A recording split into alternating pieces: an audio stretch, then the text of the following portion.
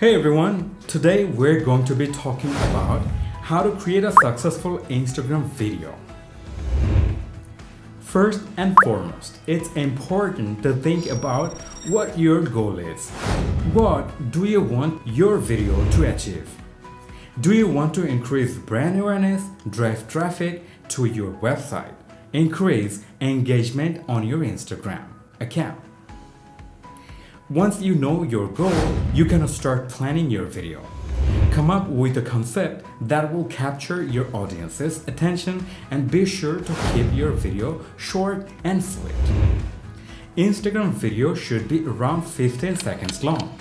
Make sure to use high quality visuals and keep your editing simple. And lastly, be sure to promote your video on all other social media platforms.